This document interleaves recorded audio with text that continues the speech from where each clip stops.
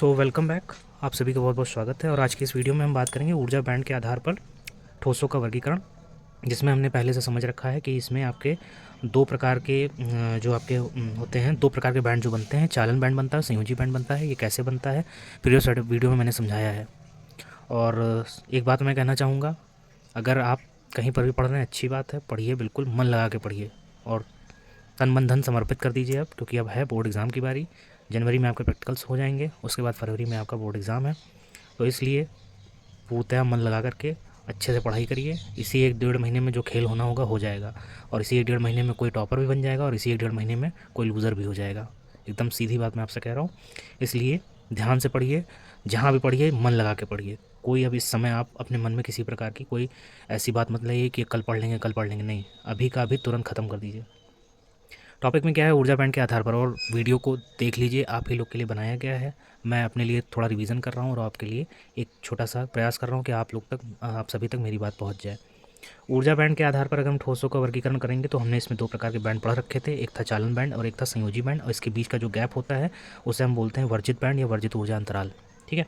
अच्छा, अब दूसरी बात करते हैं ठोसों को उनके संयोजी बैंड और चालन बैंड के बीच वर्जित ऊर्जा अंतराल के आधार पर चालक, अचालक, अर्धचालकों में वर्गीकरण किया जा सकता है। तो यानी कि अगर हम चालन, संयोजी बैंड, चालन बैंड और वर्जित ऊर्जा अंतराल के आधार पर बात करें तो इनको 3 भागों में बांटा गया है, चालक, अचालक और अर्धचालक। नेक्स्ट अगर हम बात करते हैं चालक क्या हो जाते हैं, चालक वे पदार्थ होते हैं जिनमें चालक इलेक्ट्रॉनों की पर्याप्त संख्या पाई जाती है, जिनमें धारा का प्रवाह सरलता से हो जाता है। इसका मतलब क्या हुआ कि चालक वे पदार्थ होंगे जो आप 10th में भी पढ़ चुके हो, आपने इलेक्ट्रिसिटी चैप्टर में भी इस फर्स्ट पेपर में भी पढ़ा होगा फिजिक्स के। तो चालक बेसिकली वो पदार्थ होते हैं जिनमें इलेक्ट्रॉन का प्रवाह होता है, यानी कि विद्युत धारा का प्रवाह हो सकता है, तो वो आपके चालक कहलाते हैं। यानी कि चालक इलेक्ट्रॉनों की पर्याप्त संख्या होती है, पाई जाती है, उन्हें हम कहते हैं चालक। अच्छा, अब इसको बैंड के आधार पर कैसे समझें, बैंड थ्योरी कैसे इसको बताती है। जैसे इसका एग्जाम्पल क्या है, चांदी, तांबा, एल्युमिनियम आदि। अब एनर्जी बैंड के आधार पर देखिए, चालक वे पदार्थ होते हैं जिनके चालन बैंड इलेक्ट्रॉनों से आंशिक रूप से भरे होते हैं, तथा उनके संयोजी बैंड एवं चालन बैंड या तो परस्पर अतिव्यापित होते हैं या उनके बीच वर्जित ऊर्जा अंतराल Eg = 0.07 इलेक्ट्रॉन वोल्ट लगभग नगण्य होता है। अब इसको आप डायग्राम से जरा समझिए, अभी तुरंत समझ में आ जाएगा। क्या है, जिनके चालन बैंड आंशिक रूप इलेक्ट्रॉनों से आंशिक रूप से भरे होते हैं। तो इनमें जो चालन बैंड होता है उनमें या तो इलेक्ट्रॉन आंशिक रूप से, पूर्णतः नहीं, आंशिक रूप से भरे होते हैं, और या दूसरी तरह से आप इनको कह सकते हैं कि इनके संयोजी बैंड और चालन बैंड या तो परस्पर अतिव्यापित होते हैं और इनके बीच का ऊर्जा अंतराल लगभग नगण्य होता है। जैसे इस वाले डायग्राम में अगर आपको देखिए तो आपको पहली लाइन समझ में आ जाएगी, जिनके चालन बैंड इलेक्ट्रॉनों से आंशिक रूप से भरे होते हैं। ये जितनी आपको यहाँ पर लाइन टाइप में दिखाया गया है, ये लाइन टाइप में दिखाया गया है, इसमें आपका ये जो है ये संयोजी बैंड है लिखा हुआ है यहाँ पर, और ये चालन बैंड है। तो या तो ये आंशिक रूप से भरे होते हैं, और इनके जो चालन बैंड और संयोजी बैंड होते हैं ये अतिव्यापित, यानी कि एक दूसरे को ओवरलैप कर रहे होते हैं। अब यहाँ पर आपको दिख रहा होगा कि यहाँ पर तो बीच का गैप दिखाया गया, यहाँ पर बीच का गैप नहीं दिखाया गया। तो कहने का मतलब क्या है कि ये इनका जो वर्जित ऊर्जा अंतराल होता है वो इतना कम होता है कि ये संयोजी बैंड और चालन बैंड एक दूसरे को क्या कर जाते हैं, ओवरलैप कर जाते हैं।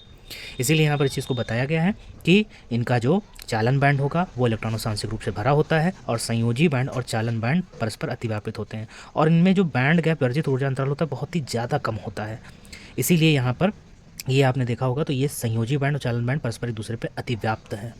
ठीक है, तो इसमें आप सिंपली इस तरह से समझ सकते हैं। तो यहाँ पर क्योंकि वर्जित ऊर्जा अंतराल, मैं बात को रिपीट कर दे रहा हूँ कि ऊर्जा अंतराल बहुत ही कम है, इसीलिए यहाँ पर ये दोनों परस्पर ओवरलैप कर जाते हैं। और इलेक्ट्रॉनों की बात करें तो इलेक्ट्रॉन इसमें जो होते हैं वो बेसिकली चालन बैंड में होते हैं, और चालन बैंड बेसिकली आपका कैसा होता है, उसमें इलेक्ट्रॉन आंशिक रूप से भरे होते हैं।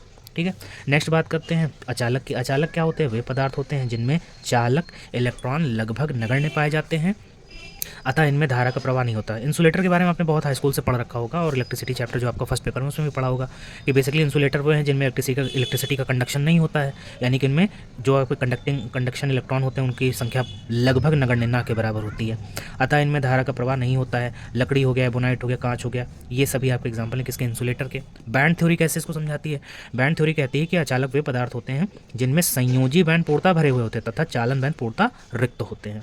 तो यानी कि ये चालन बैंड जो आपको ये लाइन तरह से, ये अब इसमें कोई ये पर्टिकुलर डिज़ाइन वगैरह नहीं है, ये सिर्फ समझाने के लिए, दोनों को अलग करने के लिए। एक को देख लीजिए इस लाइन से बनाएंगे, एक को देख लीजिए इस लाइन से बनाएंगे, ठीक है। तो यहाँ पर बैंड थ्योरी के अकॉर्डिंग अगर हम देखें तो चालन बैंड जो होता है ये टोटली आपका क्या होता है, आपका रिक्त होता है, और वही संयोजी बैंड जो होता है ये आपके भरे हुए होते हैं।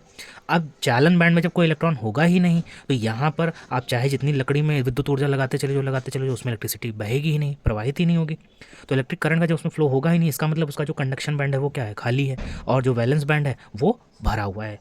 लेकिन यहाँ पर अब ऐसा क्या हो गया, अगर इलेक्ट्रॉन अगर आ जाते इसके पास यहाँ पे कंडक्शन बैंड में तो हमारा काम हो जाता। लेकिन दिक्कत क्या है, दिक्कत ये है कि वर्जित ऊर्जा अंतराल जो एनर्जी बैंड गैप होता है इसका, ये बहुत ज़्यादा होता है। यानी कि अराउंड आपको 3 इलेक्ट्रॉन वोल्ट एनर्जी गैप, जो एनर्जी बैंड गैप है ये ग्रेटर देन 3 इलेक्ट्रॉन वोल्ट, यानी कि 3 इलेक्ट्रॉन वोल्ट से भी ज़्यादा आपको जब एनर्जी आप किसी इंसुलेटर को दोगे तब उससे संयोजी बैंड से इलेक्ट्रॉन निकल करके कंडक्शन बैंड में आएंगे, और तब इलेक्ट्रिसिटी का कंडक्शन पॉसिबल हो पाएगा। और इतने अमाउंट ऑफ इलेक्ट्रिसिटी या ऊर्जा जो होगी वो बहुत ऊर्जा है।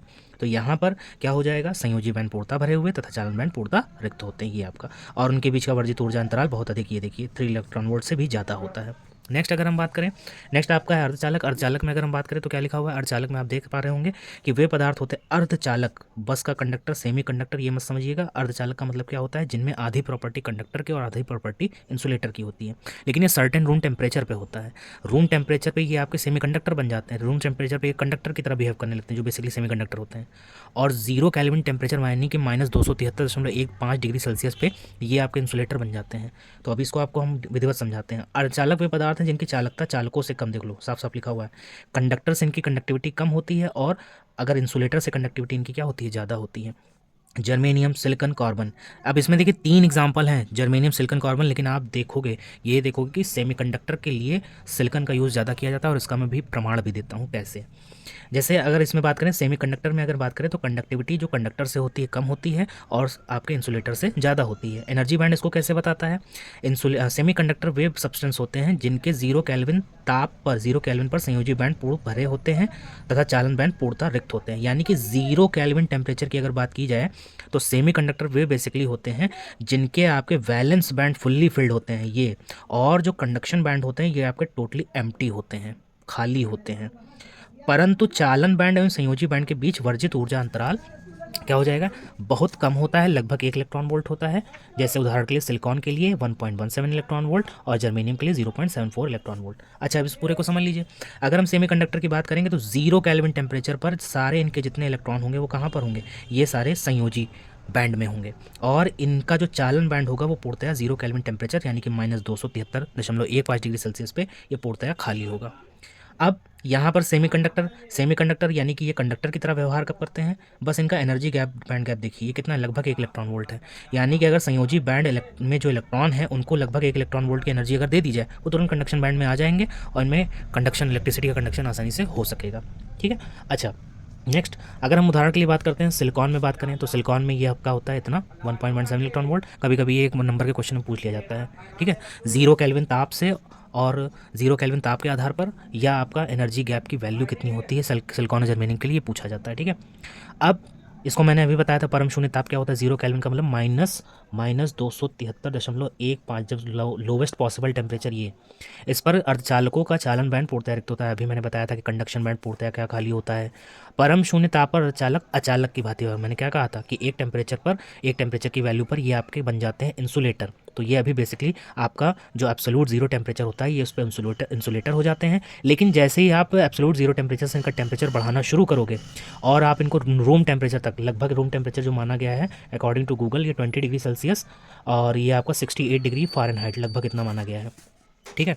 तो अगर यहाँ पर आप इसके टेम्परेचर को नॉर्मली बढ़ाते जाएंगे एब्सोल्यूट 0 टेम्परेचर से, और रूम टेम्परेचर पर यहाँ पर होता क्या है कि कुछ संयोजी इलेक्ट्रॉन पर्याप्त ऊष्मीय ऊर्जा ग्रहण करके उत्तेजित होकर के संयोजी बैंड से चालन बैंड में पहुँच जाते हैं। यानी कि अगर आप सेमीकंडक्टर को टेम्परेचर को धीरे धीरे बढ़ाते जाइए और इनको आप एक रूम टेम्परेचर पर ले आइए तो संयोजी बैंड जो अभी तक इलेक्ट्रॉनों से भरा हुआ था यहाँ से इलेक्ट्रॉन ऊर्जा पा करके डायरेक्ट कहाँ आ जाएंगे, आपके चालन बैंड में आ जाएंगे। अब आप जर्मेनियम यूज़ कर रहे हो तो आपको इतनी ऊर्जा देनी पड़ेगी, सिलिकॉन यूज़ कर रहे हो तो इतनी यूज़ करनी पड़ेगी। और तो इस तरह से यहाँ पर आप ये समझ सकते हैं कि सेमीकंडक्टर कब एक इंसुलेटर होता है और सेमीकंडक्टर कब एक कंडक्टर होता है।